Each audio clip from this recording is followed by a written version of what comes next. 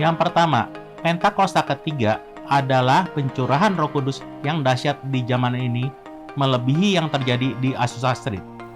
Yang kedua, Pentakosta ketiga akan mengakibatkan penuaian jiwa yang terbesar dan terakhir sebelum Tuhan Yesus datang kembali. Yang ketiga, Pentakosta ketiga akan membangkitkan generasi Yeremia, yaitu anak-anak muda yang dipenuhi Roh Kudus, cinta mati-matian kepada Tuhan Yesus, tidak kompromi terhadap dosa, dan akan bergerak untuk memenangkan jiwa. Yang keempat, Pentakosta ketiga lahir di Indonesia dan bergerak ke bangsa-bangsa. Gerakan ini dari timur ke barat dan akan kembali ke Yerusalem. Yang kelima, Pentakosta ketiga memberikan kita kuasa untuk menyelesaikan amanat agung. Setelah itu Tuhan Yesus datang kembali. Shalom saudara. Para ahli mengatakan bahwa tahun 2023 akan dipenuhi kegelapan mulai dari resesi, konflik peperangan, bencana alam, dan lain sebagainya. Ini sesuai dengan yang Alkitab katakan dalam 2 Timotius 3 ayat 1 bahwa pada hari-hari terakhir kita akan memasuki masa yang sukar. Ironisnya, orang percaya yang adalah terang terkadang lebih memilih untuk berkumpul di dalam gereja, sehingga tanpa disadari kehilangan fungsinya sebagai terang. Bangkit dan menjadi pemenang hanya bisa terjadi jika orang percaya membawa terang dalam kegelapan. Dalam Voice of Pentecost kali ini, kita akan belajar apa yang harus kita lakukan di masa yang gelap ini, yaitu bangkitlah anak-anak terang. Rasul Paulus dalam 2 Timotius 3 ayat 2-5 bicara mengenai kemerosotan dalam hal-hal batinia seperti karakter dan perilaku manusia yang semakin jahat pada hari-hari akhir. Untuk menjadi pemenang, orang percaya perlu memiliki perilaku yang berbeda dan menjadi terang melalui perbuatannya. Yesaya 60 ayat 1 berkata, "Bangkitlah menjadi teranglah, sebab terangmu datang dan kemuliaan Tuhan terbit atasmu." Berdasarkan ayat tersebut, langkah pertama yang perlu dilakukan orang percaya adalah bangkit. Saudara, ayat ini disampaikan Nabi Yesaya kepada bangsa Israel yang sedang mengalami keruntuhan dan kemerosotan moral atau masa kegelapan. Bangsa Israel diminta keluar dari zona nyamannya, bergerak untuk bangkit dan mengandalkan Tuhan saja. Mengapa? Karena sesungguhnya terang Tuhan sudah datang atas mereka. Dengan kata lain, bangsa Israel yang sudah menerima terang juga memantulkan cahaya itu dengan menjadi solusi bagi bangsa-bangsa lain. Langkah kedua adalah menjadi terang. Hal yang perlu dipahami di sini, baik bangsa Israel pada masa itu ataupun orang percaya masa kini, bukanlah sumber terang itu. Sama seperti bulan yang memantulkan cahaya matahari bagi bumi, mataharilah sumber cahaya itu. Tuhanlah sumber terang bagi orang-orang percaya. Untuk dapat menjadi terang, kita harus ada dalam cakupan sumbernya, yaitu Tuhan sendiri. Bagaimana kita ada dalam terang? Dengan menyelaraskan pikiran dan kehendak kita sesuai dengan pikiran dan kehendak Allah. Dengan merubah fokus hidup dari dunia kepada Tuhan. Hasilnya, kemuliaan Allah dapat terlihat dari perkataan, tindakan, dan perilaku sehari-hari. Keteladanan adalah salah satu cara yang efektif untuk menjadi berkat terang bagi dunia. Alkitab menuliskan Daniel, Sadrak, Mesak, dan Abednego menjadi teladan bahkan saat mengalami ancaman. Mereka memilih tetap percaya dan beribadah hanya kepada Allah. Hasilnya, Raja Darius dan Raja Nebukadnezar mengakui Tuhan Allah mereka sajalah Allah yang benar. Bagaimana dengan kita saat ini? Matius 5 ayat 14 mengatakan, "Kamu adalah terang dunia." Kemudian dikatakan di ayat 16, "Demikianlah hendaknya terangmu bercahaya di depan orang, supaya mereka melihat perbuatanmu yang baik dan memuliakan Bapamu yang di sorga." Namun, hal ini tidak terjadi dengan begitu saja. Kita yang masih hidup di dunia ini masih menerima pengaruh dari dunia ini. Dunia dengan segala keinginan dan hawa nafsunya dapat menarik fokus kita dari Allah. Saat kita menjadi terang, Tuhan akan membawa promosi bagi anak-anaknya karena orang tidak menyalakan pelita lalu meletakkannya di bawah, melainkan di atas sehingga menerangi semua orang. Di sini kita belajar satu paradigma yang baru. Sebagai anak-anak terang, kita tidak fokus mengejar kesuksesan dengan bantuan Tuhan, tetapi karena kita sudah menjadi anak-anak terang. Terang selalu ditempatkan di atas dan bukan di bawah. Konsekuensi kita ditempatkan Tuhan di atas, kita perlu hidup sungguh-sungguh sesuai dengan kehendak Tuhan. Melakukan yang terbaik dalam bidang masing-masing, bekerja dengan excellent, memiliki hidup yang tertib, bekerja dengan disiplin, belajar dengan rajin, hidup jujur, menjadi berkat dan teladan bagi orang-orang di sekeliling kita. Rasul Paulus mengatakan dalam 1 Korintus 11 ayat 1, "Ikutlah teladan saya, seperti saya pun mengikuti teladan Kristus." Paulus yang meneladani Yesus menjadi teladan bagi Timotius. Kemudian Timotius juga diminta untuk menjadi teladan bagi orang-orang percaya. Ayo bangkit dan jadi terang. Jadilah teladan di tengah gelapnya dunia yang sedang mencari terang. Bangkitlah hai anak-anak terang. Untuk penjelasan lebih lengkap dari tim teologi kami, silakan buka link yang ada di atas atau scan QR Code yang tersedia. Tuhan Yesus memberkati.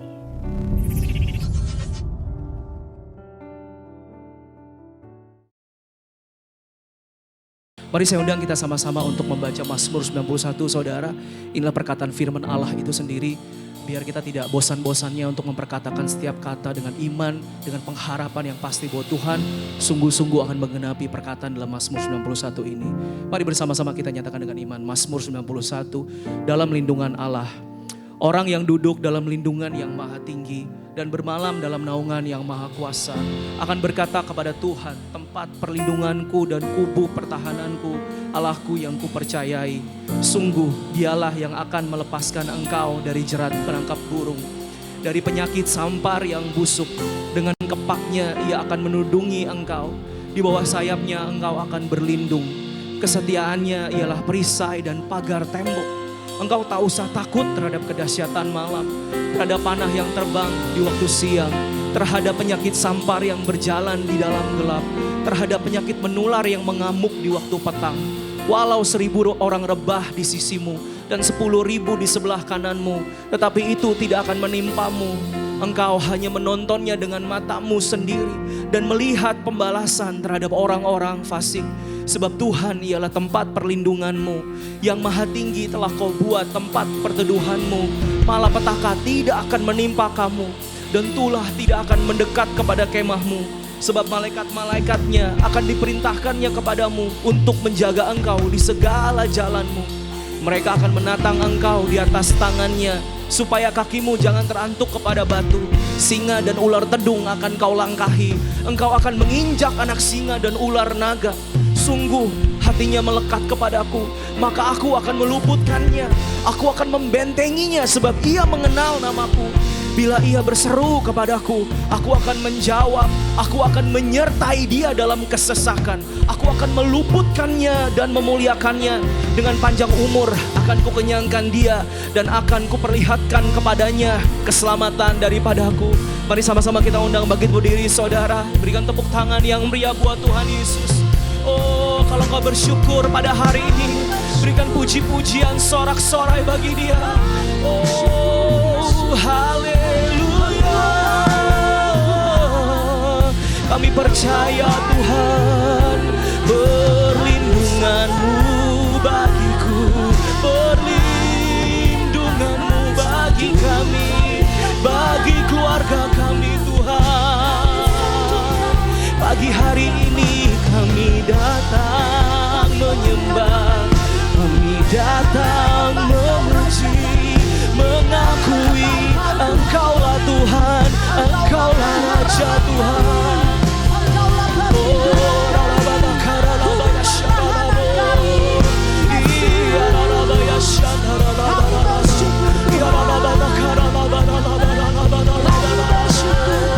Kami bersyukur Tuhan.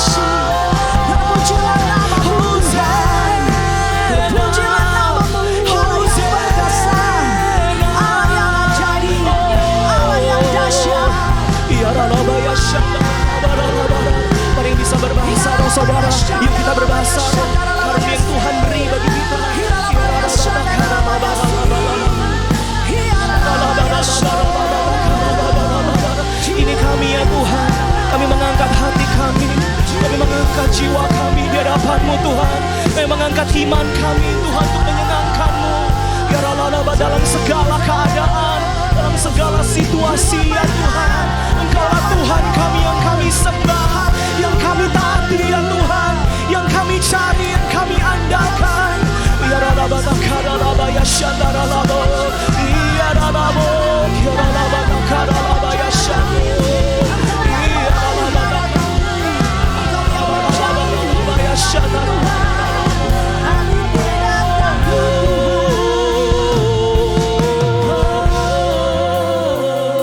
Mari berikan tepuk tangan buat Tuhan Yesus, saudara.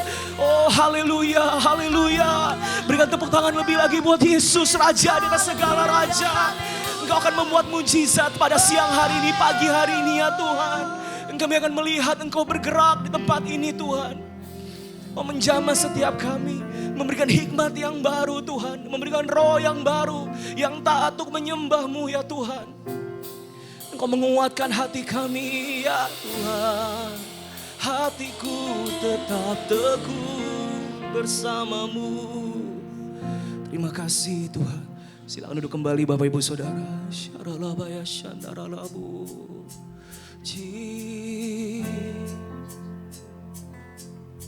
Haleluya.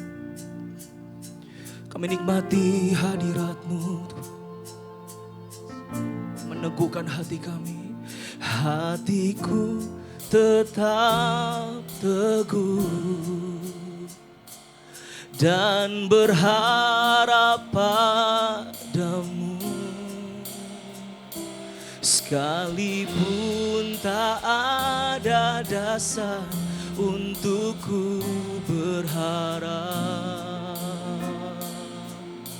Oh, katakan hatiku, hatiku tetap teguh dan berharap padamu, sekalipun tak ada dasar untukku berharap. Namun kami tahu, sebab Kau Yesus Tuhan tak pernah ingkar janji-Mu, amin. Kau pasti genapi semua firman-Mu, amin. Saudara percaya Tuhan pasti menggenapi setiap firman-Nya. Apapun yang terjadi saudara, sama-sama kita berseru. Hatiku tetap teguh dan percaya padamu. Ini doa kami, sekalipun tak ada dasar untukku berharap. Sekali lagi katakan, hati kami. Oh, hatiku tetap teguh dan percaya padamu, sekalipun tak ada dasar untukku percaya.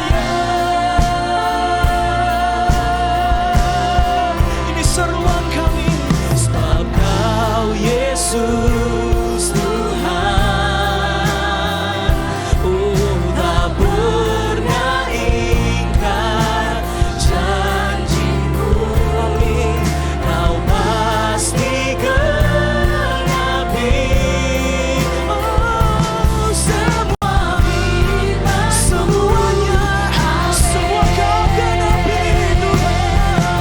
Sebab Kau Yesus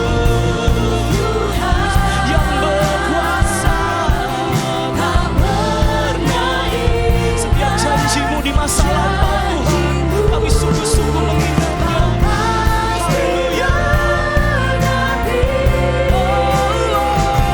Semua firman-Mu, amin. Katakan ku percaya, ku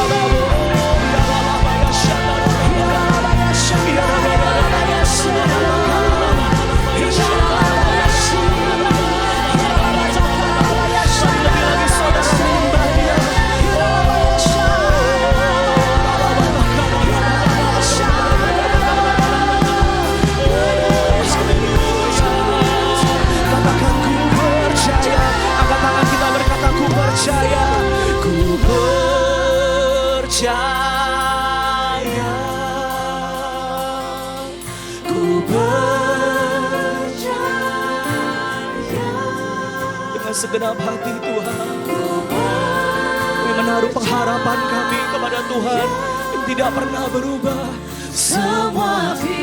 Kalau Tuhan dulu menolong kami, sekarang pun Kau sanggup menolong kami. Katakan, ku percaya. Ku percaya.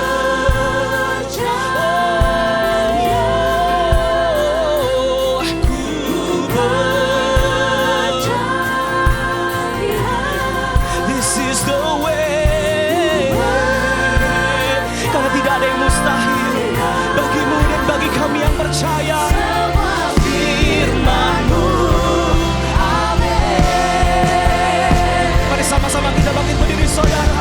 Katakan sebab Kau Yesus Tuhan, pernah ikat janji-Mu, Kau pasti genapi semua firman-Mu.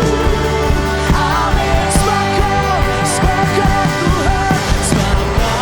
Yesus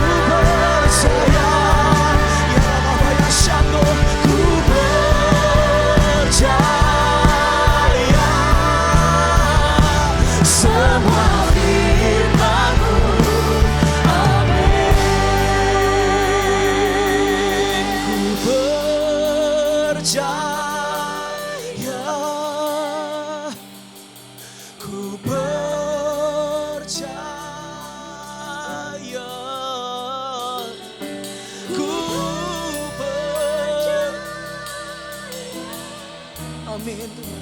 Semua firman-Mu.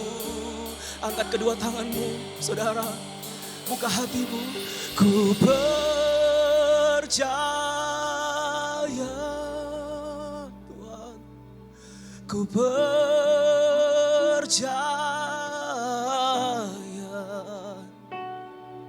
Ku percaya.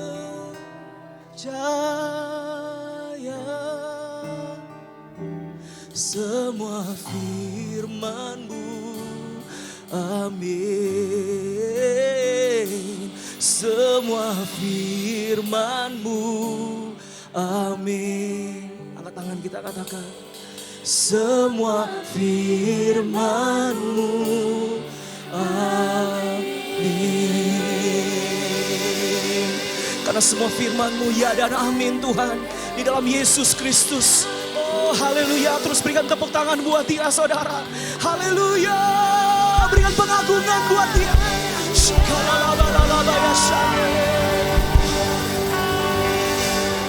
Di dalam nama Tuhan Yesus, mari setiap kita yang percaya sama-sama kita berkata amin. Kasih tepuk tangan yang meriah buat Tuhan Yesus. Sorakan Allah kita dahsyat, amin saudara. Sama-sama kita tepuk tangan. Lagu ini adalah lagu profetik saudara. Kalau dulu Tuhan pernah menolong kita, sekarang pun Tuhan sanggup menolong kita saudara. Asalkan kita terus menabur, sekalipun mencucurkan air mata, tapi terus menabur saudara. Maka kita pulang pasti membawa berkasnya sambil bersorak-sorak. Haleluya. Mari dengan iman kita berkata, ketika Tuhan memulihkan keadaan Sion, keadaan kita seperti orang yang bermimpi. Berkata, waktu itu, yes Lord, mulut kita penuh dengan tawa, lidah kita dengan sorak-sorai. Sambil mengangkat tangan kita berkata, yang menabur dengan mencucurkan air mata, pasti akan menuai dengan sorak-sorai. Amin saudara. Yang berjalan menangis sambil menabur benih,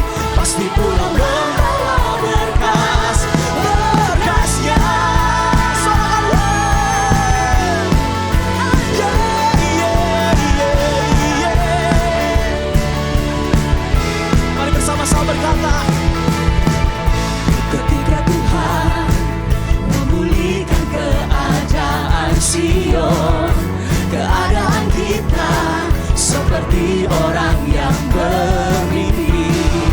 Waktu itu mulut kita penuh dengan tawa, lidah kita sorak-sorak, yang menabur dengan mencucurkan air mata pasti akan menuai dengan sorak-sorak.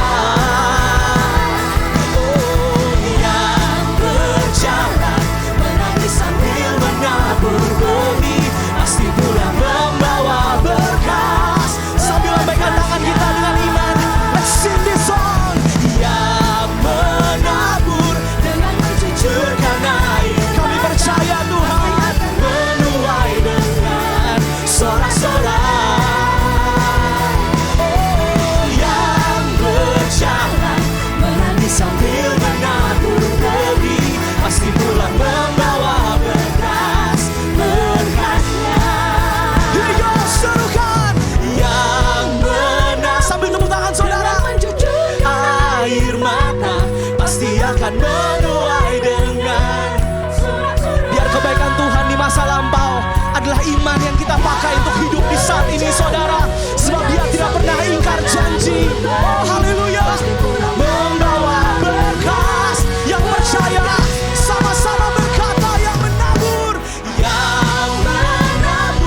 dengan mencucurkan air mata pasti akan menuai dengan sorak-sorai. Yang berjalan menangis sambil menabur benih pasti pulang membawa berkas berkasnya. Kami tahu pasti pulang membawa berkas berkasnya. Oh, pasti pulang membawa berkas berkasnya. Memberikan glory bagi Tuhan Yesus. Oh haleluya, sorak-sorakan haleluya.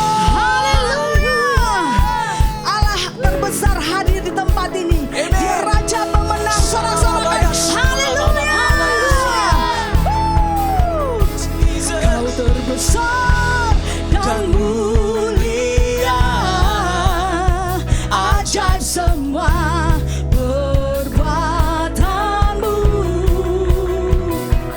Kau terbesar dan mulia, biarlah semua memujimu.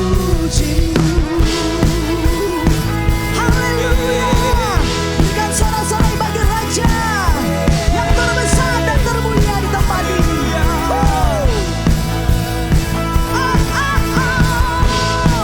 Kami bersorak bagimu Tuhan. Mari sama-sama katakan. Segenap hati aku memuji, segenap jiwa aku bernyanyi, karena Roh-Mu ada dalamku, Tuhan. Mari mengangkat tanganmu. Ku angkat tanganku memuji, ku angkat suara dan bernyanyi. Amin. Roh-Mu ada dalamku, Tuhan. Mari menari bagi Tuhan. Mari menari memuji, ungkapkan sukacita di hati semuanya. Kau terbesar dan mulia, ajaib semua perbuatanmu. Kau terbesar, kau terbesar dan mulia, biarlah semua memujimu.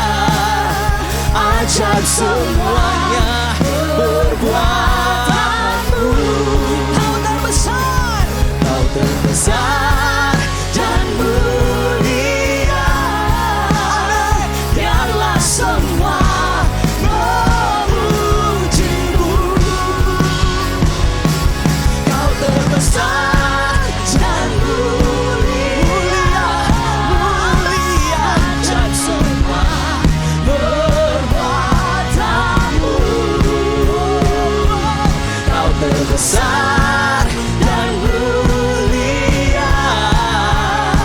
Biarlah semua memuji-Mu.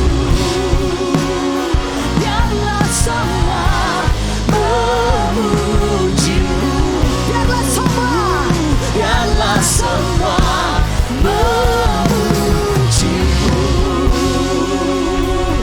Haleluya. Berikan sorak-sorai yang terbaik bagi Raja.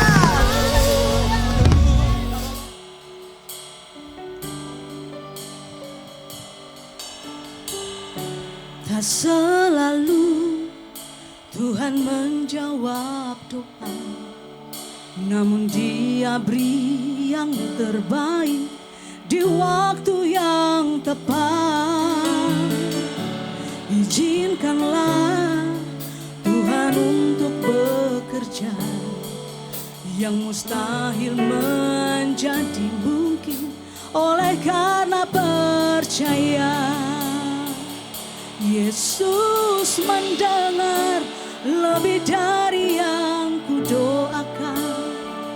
Yesus menjawab lebih dari yang kuharapkan. Dengan caranya di waktu yang tepat, ku kan melihat Dia jadikan semua.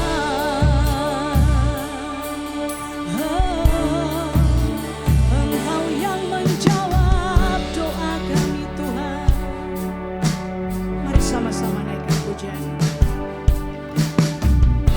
Tak selalu Tuhan menjawab doa, namun Dia beri yang terbaik di waktu yang tepat.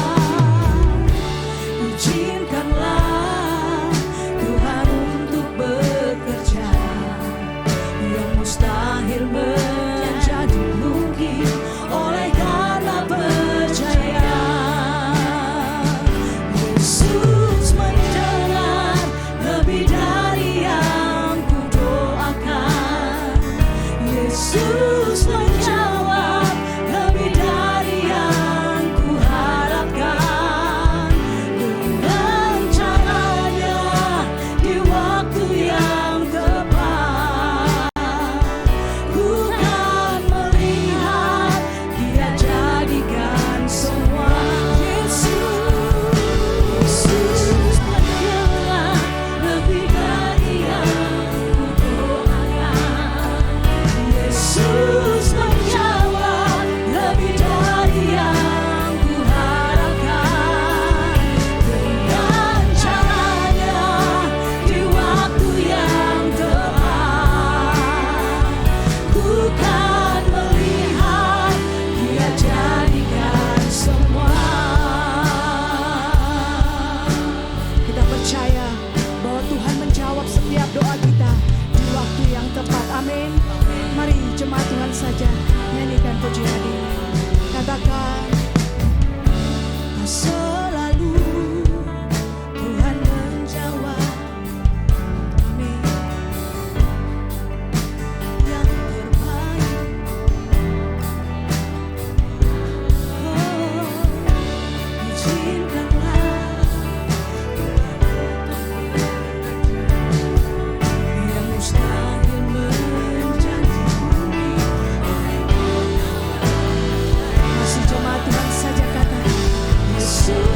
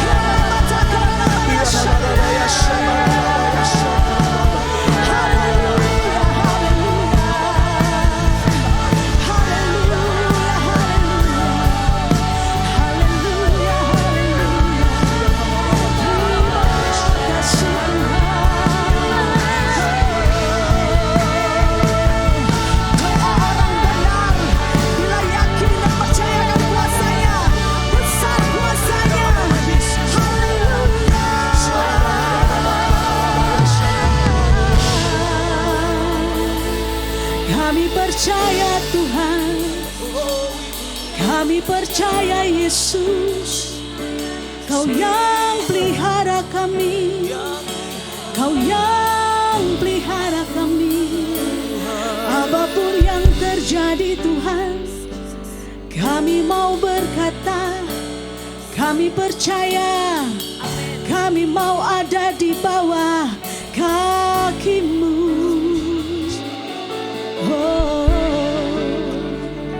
terima kasih Tuhan. Yesus, Yesus Tuhan.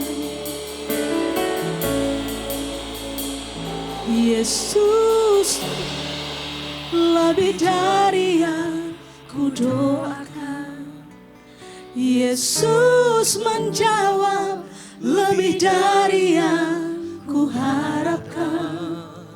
Dengan caranya di waktu yang tepat, ku kan melihat Dia jadikan semua. Jemaat Tuhan saja katakan, Yesus lebih dari yang kami. Yesus menjawab, ya Tuhan.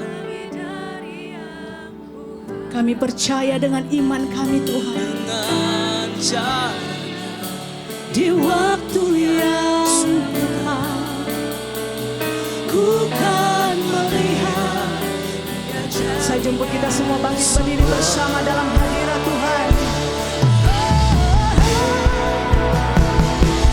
Yesus menjawab lebih dari yang ku doakan. Yesus menjawab lebih dari yang ku harapkan. Dengan caranya di waktu yang tepat, ku kan melihat Dia jadikan semua. Yesus mendengar lebih dari yang ku doakan. Yesus menjawab lebih dari yang ku harapkan. Dengan caranya di waktu yang tepat, ku kan melihat Dia jadikan semua. Mari percaya, Yesus mendengar lebih dari yang ku doakan. Yesus menjawab lebih dari yang ku harapkan. Dengan caranya di waktu yang tepat, ku kan melihat Dia jadikan semua. Yesus mendengar lebih dari yang ku doakan. Yesus menjawab lebih dari yang ku harapkan. Amin. Dengan caranya di waktu yang tepat, ku kan melihat Dia jadikan semua. Ku kan melihat Dia jadikan semua. Sekali lagi. Ku kan melihat Dia jadikan semua.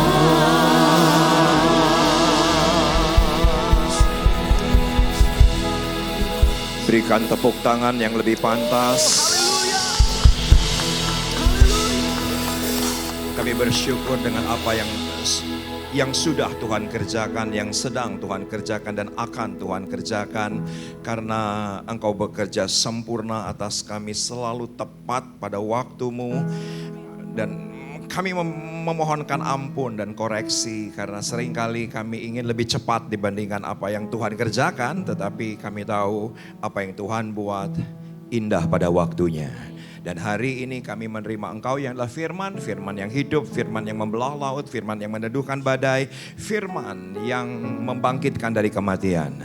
Kau anugerahkan atas kami hari ini, maka yang sakit disembuhkan, yang lemah dikuatkan, yang terikat dilepaskan, yang terbelenggu dimerdekakan, karena semua jadi oleh karena firman. Berfirmanlah, sama-sama yang siap untuk menerima firman dengan suara keras kita katakan amin. Wow, tepuk tangan yang lebih baik. Saya minta maaf, saya belum bilang silahkan duduk. Sebelum duduk di extend tepuk tangannya untuk pemuji, untuk pemusik, untuk campers, untuk production yang ada di belakang. Saya menikmati apa yang ada di visual Anda dan mana campersnya tadi yang moving. Kaya banget hari ini visualnya. Tepuk tangan sekali lagi bagi Allah kita. Silakan kembali duduk. Shalom, selamat pagi. Senang ada bersama dengan Anda. Dan hari ini kita akan membahas satu tema. Temanya adalah dekat tapi jauh. Saya berikan judul tema khotbah untuk hari ini, yaitu dekat tetapi jauh. Dekat tapi jauh, dan semua kita tahu orang Farisi, orang Saduki begitu dekat dengan Yesus tapi jauh. Bahkan orang-orang yang berbondong-bondong datang pada zaman Tuhan Yesus, sakit disembuhkan, yang lemah dikuatkan, yang terikat dilepaskan. Tapi karena mereka bukan masuk klasifikasi murid, setuju dengan saya, dekat tapi jauh. Yang Tuhan inginkan tidak ada boundaries. Saya agak terganggu ketika beberapa orang mengkhotbahkan dengan judul boundaries. Karena saya tahu persis kita dengan Tuhan tidak boleh ada batasan. Tolong katakan ya. Kenapa? Karena Tuhan kita bukan ada di sana, Tuhan kita ada di sini. Tolong katakan amin. Tuhan kita Immanuel. Dia tidak ada di sana tapi ada di dalam kehidupan kita. Tetapi hari ini kita akan belajar dari Markus pasal yang ke-6, di mana Alkitab dengan jelas mencatat bahwa Yesus ditolak di Nazaret. Orang Nazaret 30 tahun ketika Yesus dibesarkan, selaku mereka begitu dekat tetapi jauh. Karena nanti kita akan lihat dokumentasi Alkitab. Saudaraku, di Yerusalem dia ngadakan mukjizat, di Nain dia ngadakan mukjizat, di Gerasa dia ngadakan mukjizat, di Magdal, kota di mana dilahirkan Maria Magdalena. Saudaraku, Yesus mengadakan mukjizat, bahkan demonstrasi kuasa Allah sempurna terjadi di Kapernaum. Sepakat nggak dengan saya? Di Nazaret tempat dia dibesarkan, tidak satu pun mukjizat yang bisa dilakukan Yesus. Saudaraku, saya minta maaf, kegiatan agamawi tidak menentukan kedekatan. Tolong katakan ya.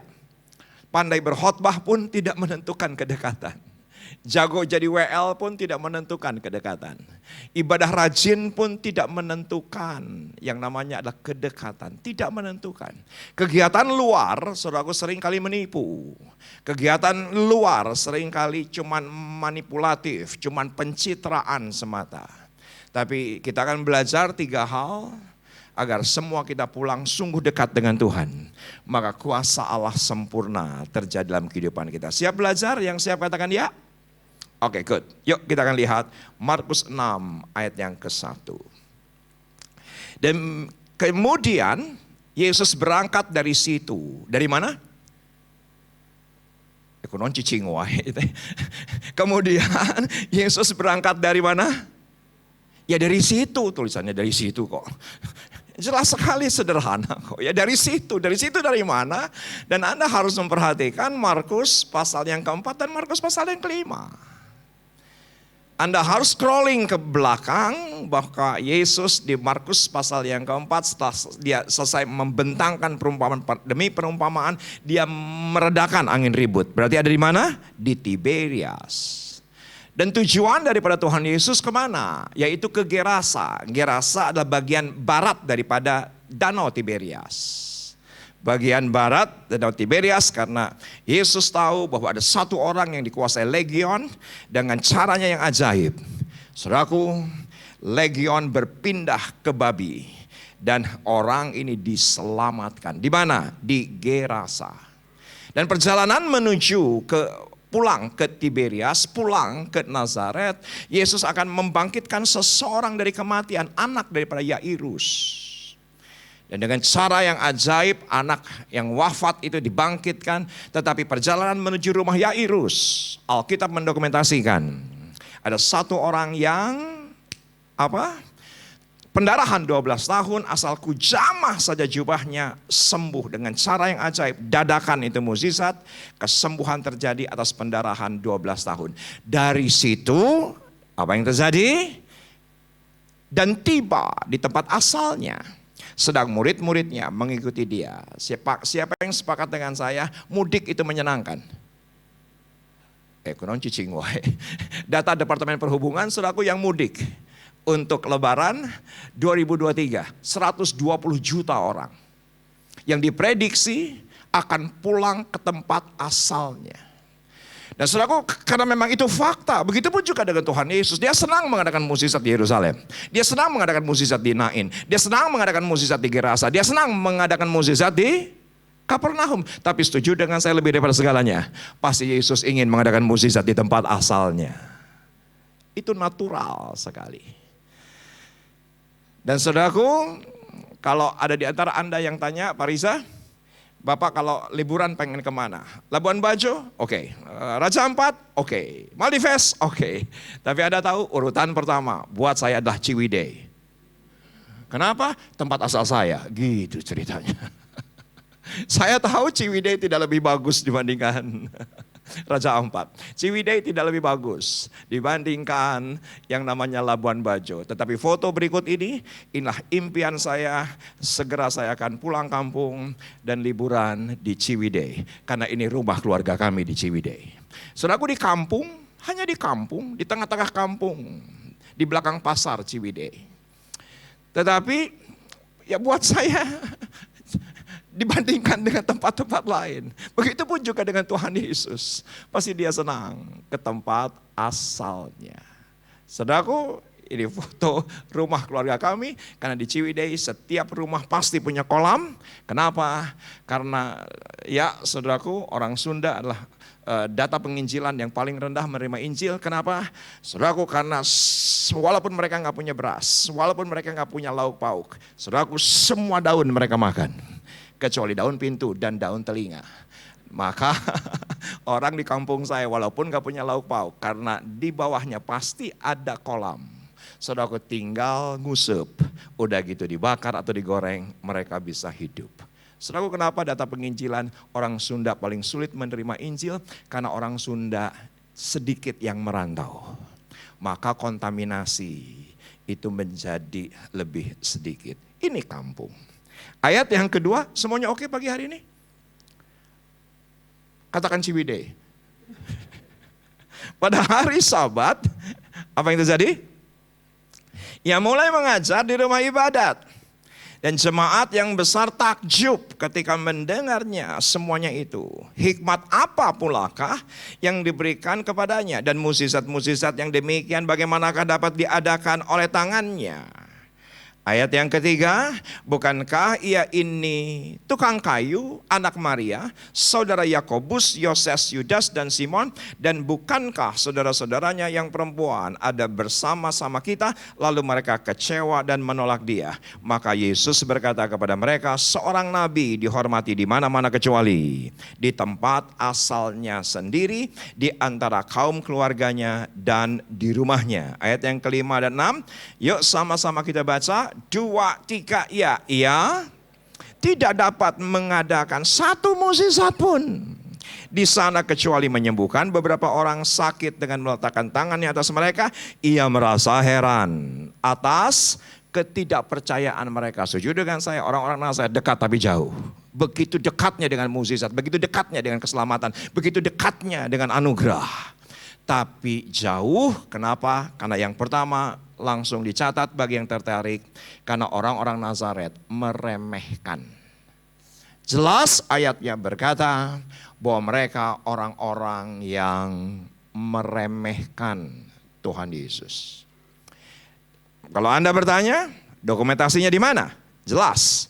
Ayat yang kedua dan ayat yang ketiga, pada hari Sabat ia mulai mengajar di rumah ibadat dan jemaat yang besar takjub ketika mendengar dia.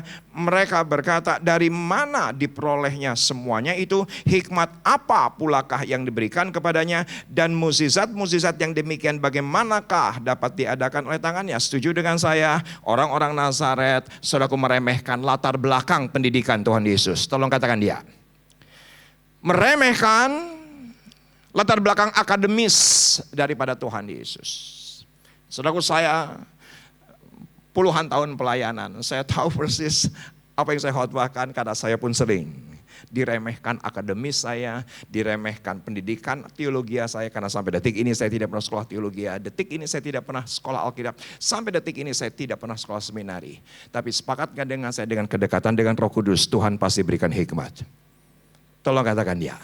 Pasti Tuhan berikan, yaitu adalah hikmat. Tetapi orang-orang yang di Nazaret berkata, dari mana dia dapatkan itu semua?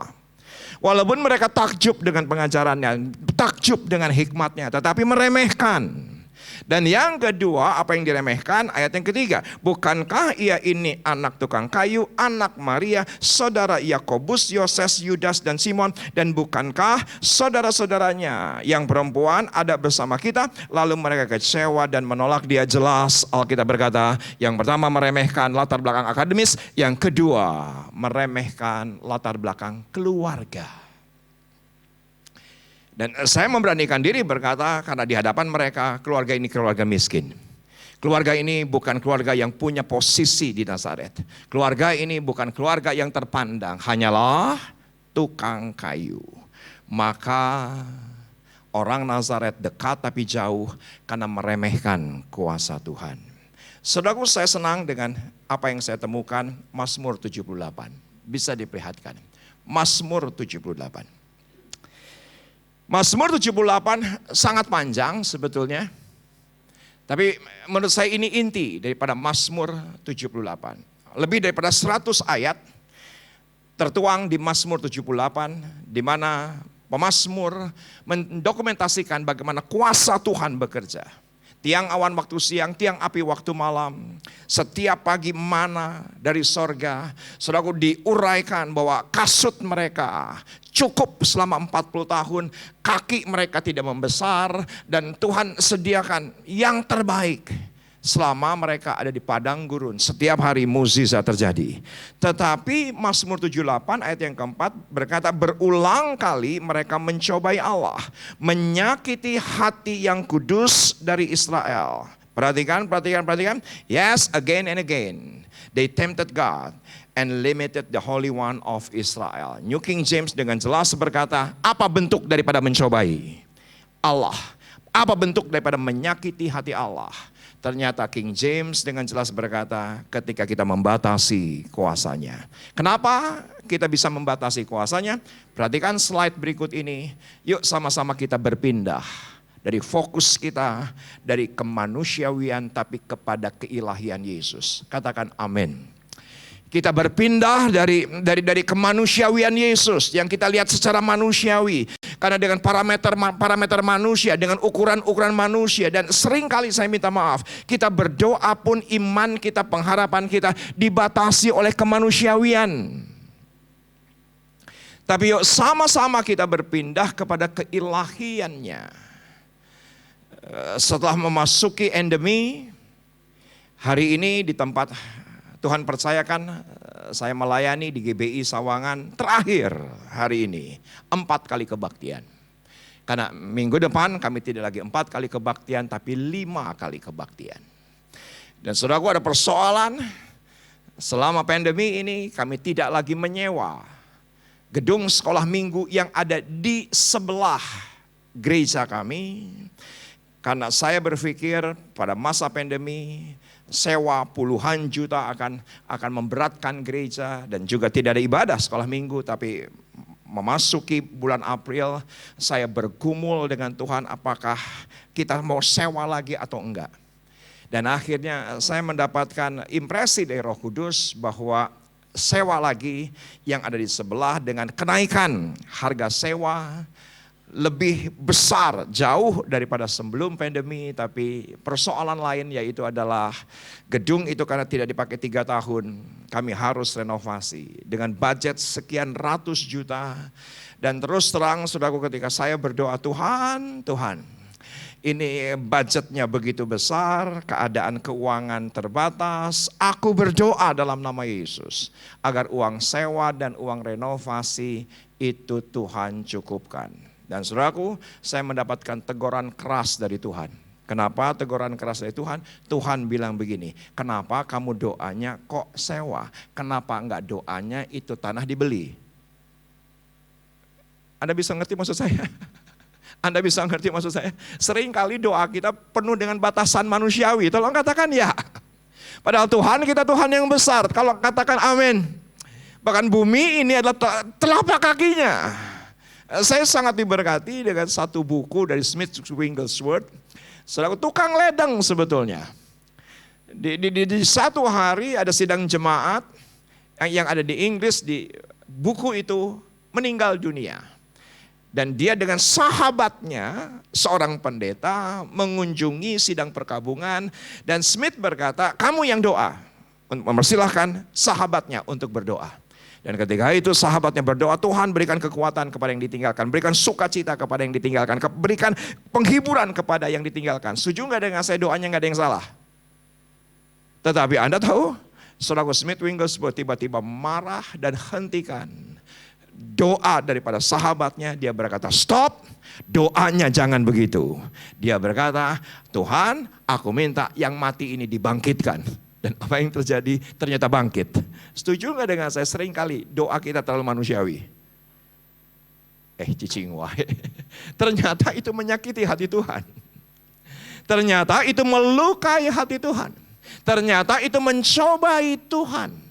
Dan saudaraku, saya sebagai hamba Allah, sebagai gembala sidang, sebagai pendeta pun tobat satobat-tobatnya. Ya saya tidak berzina, ya saya tidak berjudi, ya saya tidak membunuh. Tapi saya tidak ingin mencobai hati Allah dan menyakitinya ketika membatasi. Dan saya berdoa, semua kita punya Allah yang tidak terbatas. Kita bergerak dari yang terbatas menjadi tidak terbatas. Tepuk tangan bagi Tuhan kita. Tepuk tangannya terlalu manusiawi. Tepuk tangannya yang ilahi. Yang pertama yaitu adalah meremehkan. Tapi yang kedua jelas yaitu berjarak. Karena orang-orang Nazaret itulah yang membuat jarak, yang membuat boundaries. Ya saya senanglah dengan khotbah-khotbah bahwa kita harus punya boundaries, kita harus punya batasan-batasan. Tapi setuju nggak dengan saya, Tuhan tidak ingin ada batasan.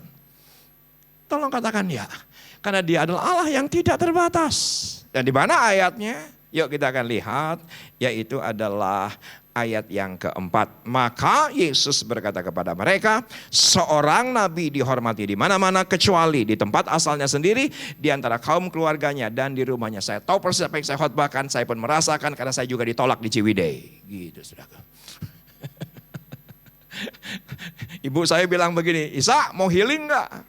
Isa mau liburan enggak? Udah pakai aja rumah. Toh rumah di Ciwidey kosong. Tetapi ibu saya bilang gini, tapi ingat, jangan kalau nyanyi jangan keras-keras. Gitu saudaraku.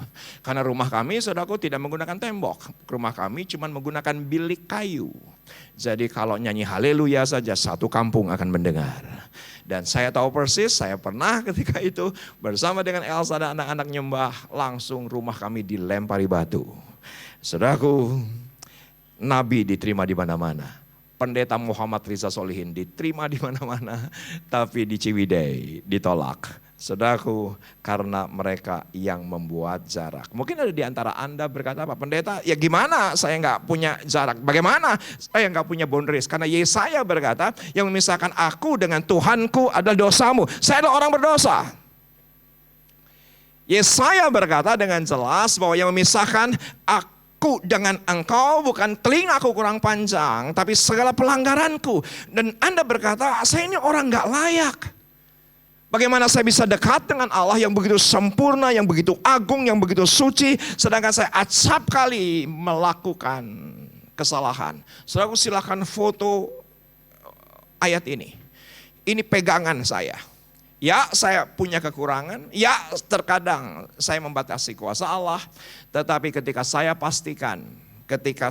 pastikan Mazmur 34, Tuhan itu dekat kepada orang-orang yang patah hati dan Ia menyelamatkan orang-orang yang remuk jiwanya. Yang penting kita rendah hati di hadapannya, katakan ya.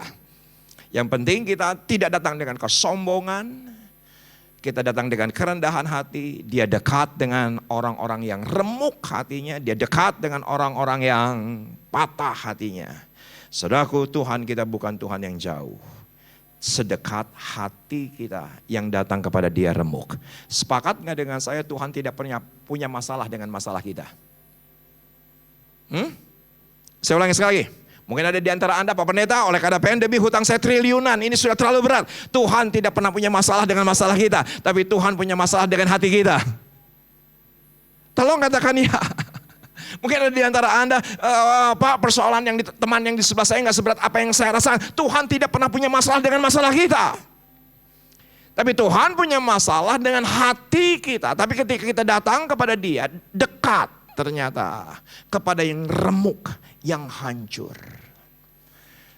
Perhatikan foto berikut ini, ada seorang anak berusia 4 tahun namanya Devon.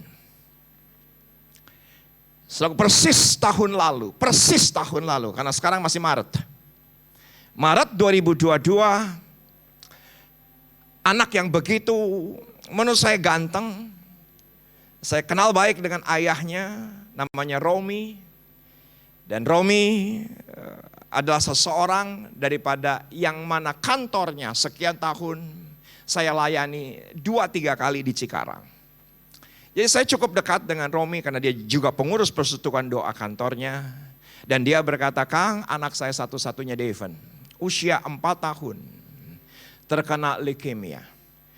Di dalam darahnya didapati 62% yaitu kanker. 62% kanker. Usia baru 4 tahun.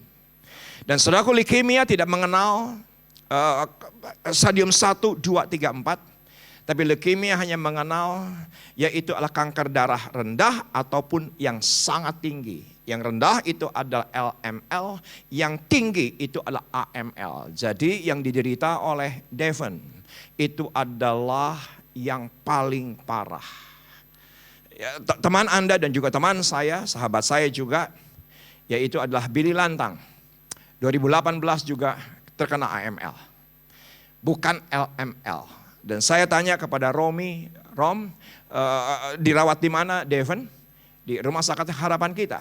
Saya tanya, di Harapan Kita anak yang seumur Romi terkena kanker darah itu banyak atau enggak? Ratusan orang. Dan saudaraku, dia berkata setiap kali datang, dia bilang, saya cuma berpikir apakah besok Devon masih ada. Devon masih ada. Foto yang kedua, saudaraku, bulan April, Devon sudah kehilangan rambutnya, dia kehilangan kesehatannya, dia sedemikian rupa menderita karena satu tetes daripada cairan kemoterapi. Saudaraku, Billy Lantang bercerita, Kang, gue di Singapura tanda tangan berbagai macam dokumentasi. Salah satunya adalah kalau cairan itu masuk ke dalam tubuh gue, jantung gue nggak hancur, gue nggak bisa salahin rumah sakit. Paru-paru gue nggak hancur, gue nggak boleh salahin rumah sakit. Karena susternya berkata, ini setetes daripada cairan kemo, kena tangan saja, ini membakar dan menghancurkan tangan. Harus pakai sarung tangan tebal. Dan Billy Lantang bersaksi bahwa bukan setetes, tapi 3,5 liter yang harus masuk ke tubuhnya. Di Indonesia, saudaraku Devon, itu yang namanya cairan kemoterapi, tanda tangan dari menteri untuk dikeluarkan dari Kementerian Kesehatan seseorang itu kemoterapi, dan Devon sangat menderita luar biasa. Saya nggak pernah bisa lupa di bulan Oktober, Saya pelayanan di kantor itu, Romi datang dengan hancur-hancurnya. Saya bisa merasakan lah, anak satu-satunya, ganteng, sehat, semuanya lemas, tidak bisa beraktivitas, hatinya begitu hancur. Dan saudaraku, dengan hati hancur kami datang kepada Tuhan. Dan saya update Romi di bulan November, gimana Devon? Dan saudaraku, update-nya kena COVID selama 2 bulan. Datang positif lagi, datang positif lagi. Dan apa yang terjadi? Bulan Januari dia kembali ke dokter. Ternyata ketika akan di kemoterapi, kanker yang semula 62% di darah Devon, Februari kemarin didapati 0. Saudaraku, setuju nggak dengan saya, Tuhan sangat dekat dengan hati yang remuk. Bukan karena kita layak, tapi jangan pernah batasi kuasa Tuhan. Jangan pernah. Silakan foto slide berikut ini, atau Anda mau dijadikan status, silahkan. Saudaraku, kita harus bergerak beyond human. Tolong katakan amin. Doa kita seringkali within human. Doa kita, pengharapan kita, kasih kita, taburan kita within human.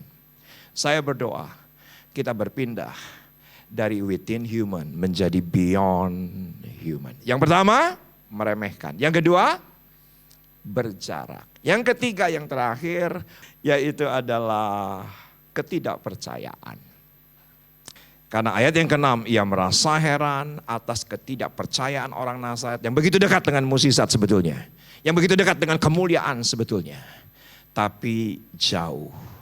Kenapa? Slide berikut ini silahkan foto. Orang baik tapi tidak percaya, tidak ada artinya buat Tuhan. Tolong katakan ya. Kelakuannya sih baik gitu, suami yang baik menjadi diakan yang baik, tapi tidak percaya. Setuju nggak dengan saya? Nggak ada artinya buat Tuhan. Ya kita mudah menyanyikan saya percaya, semua firman-Nya saya percaya, tapi apa yang kita percaya ya harus kita lakukan. Ya nggak sih? Ya apa yang mimpi dengan apa yang kita kerjakan harus sinkron.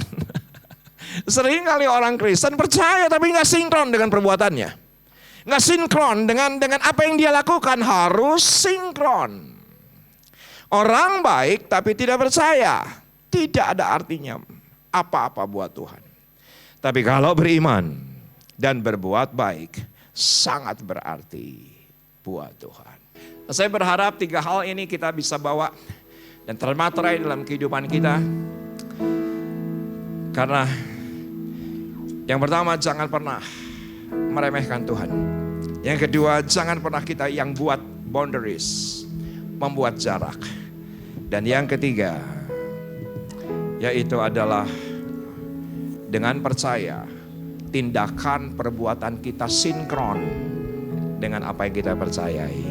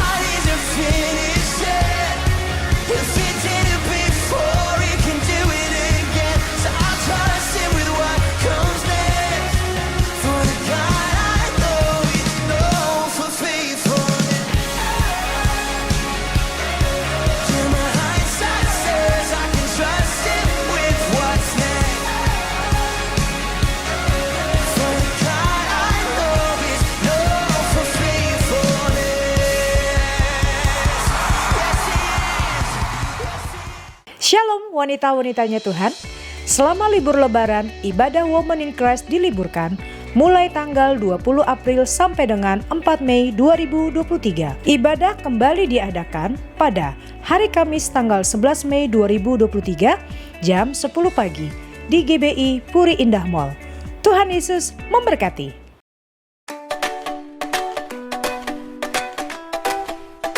Shalom! Kak Susan, ya Kak, udah tau belum? Bertepatan dengan liburan sekolah nanti, di NEKIS mau mengadakan retret anak. Oh iya Kak, aku udah dengar kabarnya. Retret kali ini akan dilaksanakan dari tanggal 23 Juni hingga 25 Juni. Tempatnya di 5G Resort, ya kan Kak? Iya betul banget. Retret kita kali ini temanya adalah LOCK, yang singkatannya adalah Love, Self-Acceptance, dan Communication.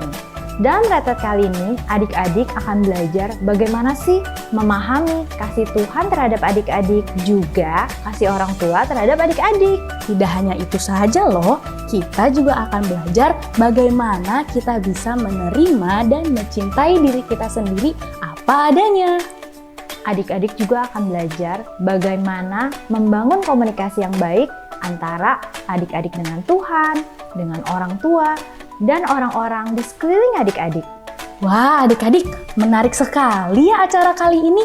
Oh iya, adik-adik, acara kali ini diperuntukkan untuk adik-adik yang berusia dari 9 tahun hingga 12 tahun ya. Cepet-cepet daftar ya adik-adik, karena kita punya harga spesial untuk adik-adik yang mendaftar sebelum tanggal 23 April 2023. Nah, buat adik-adik yang mau daftar sekarang atau masih punya pertanyaan tentang retret ini, yuk hubungi contact person yang ada di bawah ini. Nah, tunggu apa lagi adik-adik? Yuk buruan daftar sekarang, kakak tunggu ya. God bless!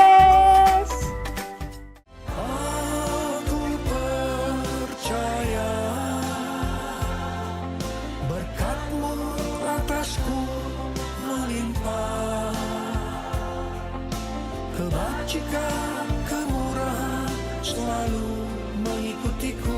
Kristal ini kita punya satu komunitas, kita punya satu kumpulan orang-orang yang siap untuk menjadi bintang-bintang yang tetap bercahaya di langit itu.